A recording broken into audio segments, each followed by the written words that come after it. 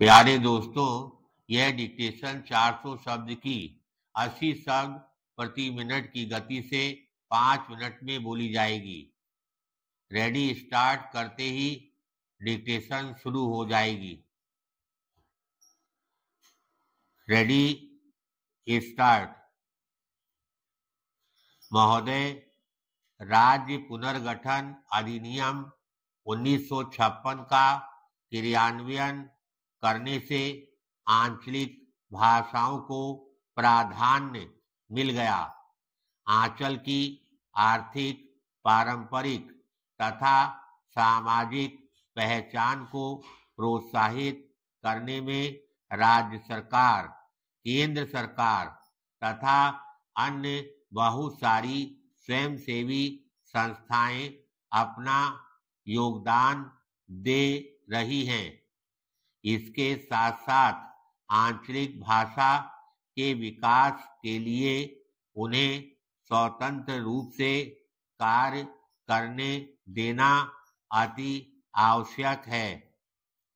यह विकास प्रत्येक राज्य तथा आंचल में काफी हद तक उभर चुका है, परंतु प्रश्न यह उठता है कि इतनी सारी विभिन्नताओं के बावजूद इन सभी भाषाओं में समन्वय किस प्रकार स्थापित किया जाए, जो समन्वय राष्ट्रीय अखंडता के लिए अनेकता में एकता का माध्यम बन सके। पैराग्राफ।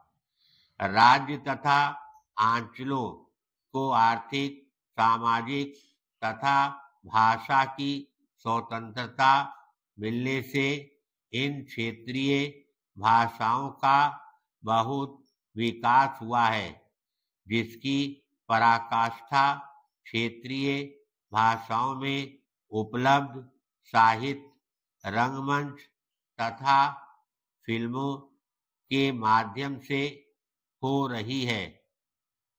श्री अरविंद के शब्दों में प्रादेशिक जातियों की इस समस्त रचना में बाह्य रूपों के अनेक भेदों के बीच एक ही संस्कृति का प्रभुत्व दृष्टिगोचर होता है, परंतु उनमें से प्रत्येक अपनी विशिष्ट चरित्र और स्वभाव की धार के अनुसार ही सृजन करती है, और यह चीज इन सुंदर और ओजस्वी साहित्य में से प्रत्येक पर भिन्न भिन्न छाप लगा देती है, जो एकता में भी समृद्ध विविधता का स्रोत है। कोई भी व्यक्ति अपने विचारों की अभिव्यक्ति जितने अच्छे तरीके से अपनी मातृभाषा में कर सकता है, उतनी अन्य भाषा में नहीं। अब प्रश्न यह उठता है कि भारत एक अखंड राष्ट्र है, और फिर इसमें विभिन्न क्षेत्रीय भाषाओं का समन्वय कैसे किया जाए, जिसमें प्रत्येक देशवासी को यह अनुभव हो सके कि हम भिन्न भिन्न आंचलिक भाषाओं के बोलने वाले एक ही माला में पिरोए हुए मोती हैं।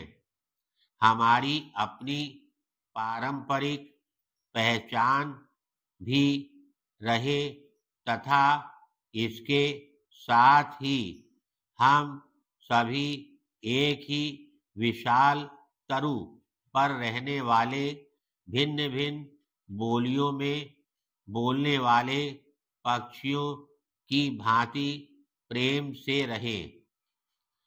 लगता है कि संविधान निर्माताओं ने यह बात गहराई से अनुभव की होगी।